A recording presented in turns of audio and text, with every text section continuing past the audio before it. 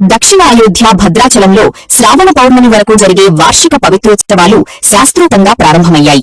ఏడాది పొడవునా స్వామివారి కైంకర్యాలలో జరిగే పొరపాట్లకు పరిహారంగా నిర్వహించే ఈ ఉత్సవాల్లో భాగంగా నేడు అగ్ని ప్రతిష్ఠ, హోమం చేపట్టారు. ఆలయంలో అభివృద్ధి పనులు జరుగుతుండటంతో ఈ వేడుకలను మిథిలా ప్రాంగణంలోని ప్రత్యేక మండపంలో నిర్వహిస్తున్నారు. శ్రీమతే రామానుజాయ నమః.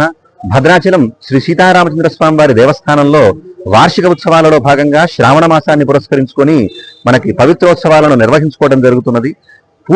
శ్రావణ పూర్ణిమతో పరిపూర్తి అయ్యేటువంటి ఈ కార్యక్రమాలు మనకి ప్రతి సంవత్సరం కూడా శ్రావణ మాసంలో నిర్వహించుకోవడం జరుగుతున్నది.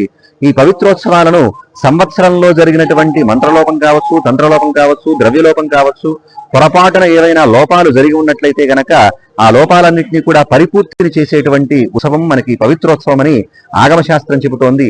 అటువంటి ఉత్సవాలను మనకి ఇందాక చెప్పుకున్నట్టుగా ప్రతి శ్రావణ మాసంలోనూ పాంచాన్నికంగా అంటే 5 రోజుల పాటు నిర్వహించడం జరుగుతుంది. దానిలో భాగంగా నిన్నటి రోజున అంకురారోపణ కార్యక్రమాన్ని నిర్వహించారు.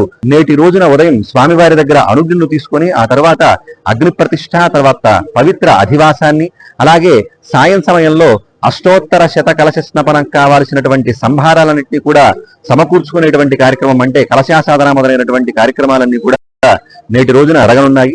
అలాగే రేపటి రోజున స్వామివారికి చాలా దివ్యంగా స్వామివారి యొక్క అష్టోత్తర శత కలశ స్నపన మొదలైనటువంటి కార్యక్రమాలు నిర్వహించుకోవడం జరుగుతుంది. పూర్ణిమ నాటి సాయంత్రం పూర్ణాహుతితో ఈ కార్యక్రమం సుసంపన్నమవుతుంది. అటువంటి పవిత్రమైనటువంటి కార్యక్రమంలో భక్తజనులందరూ కూడా పాలు పంచుకొని స్వామివారి యొక్క కృపకు పాత్రలు కావలసిందిగా కోరుతూ జై శ్రీరామ్.